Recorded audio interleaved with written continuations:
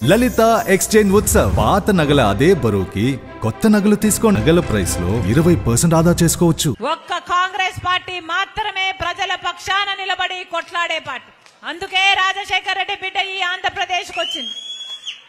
ఆంధ్రప్రదేశ్ ప్రజల హక్కుల కోసం కొట్లాడేందుకే ఈ రోజు రాజశేఖర్ రెడ్డి బిడ్డ ఆంధ్రప్రదేశ్ నా పుట్టినిల్లు అయిన ఆంధ్రప్రదేశ్ లో అడుగుపెట్టింది. ప్రత్యేక హోదా వచ్చేంత వరకు మేము కొట్లాడతాం. పోలవరం ప్రాజెక్ట్ వచ్చేంత వరకు మేము కొట్లాడతాం. బ్రహ్మాండమైన రాజధాని వచ్చేంత వరకు మేము కొట్లాడతాం. మన బిడ్డలకు ఉద్యోగాలు వచ్చేంత వరకు మనం కొట్లాడతాం. మన రైతులకు రుణమాఫీ కావాలి, వ్యవసాయం పండుగ కావాలి, ప్రతి వర్గము బాగుపడాలి. ఇదే రాజన్న రాజ్యం, ఇదే ఇందిరమ్మ రాజ్యం. ఇవన్నీ సాధించాలి అంటే కాంగ్రెస్ పార్టీ అధికారంలోకి రావాలి అని చెప్పాలి. మళ్ళీ చెప్తున్నా ఒక్కొక్కరు ఒక్కొక్క సైన్యంలా మారాలి. ఈ 70 రోజులు గట్టిగా పనిచేయండి. బూత్ లెవెల్లో కూడా మన కమిటీలను పెంచుకోవాల్సిన అవసరం ఉంది.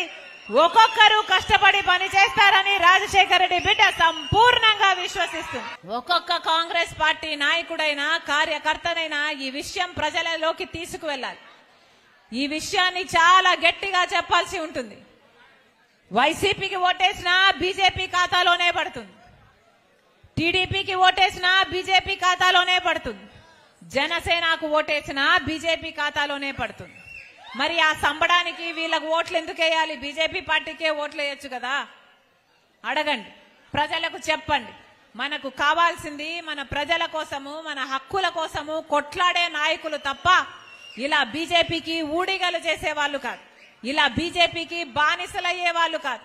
మనకు ప్రత్యేక హోదా ఇవ్వకపోయినా, పోలవరం ఇవ్వకపోయినా, మనకు ఏ కార్యక్రమం ఏ మంచి చేయకపోయినా బీజేపీకి బానిసలు కావాల్సిన అవసరం లేదు ఆంధ్ర రాష్ట్ర ప్రజలు అని చెప్పండి. ఒక్కొక్కరు ఒక్కొక్క సైన్యంలా మారాలి. ఒక్కొక్క కాంగ్రెస్ కర్త ఒక్కొక్క సైనికుడిగా కాదు, ఒక్కొక్కరు ఒక్కొక్క సైన్యంలా మారాలి.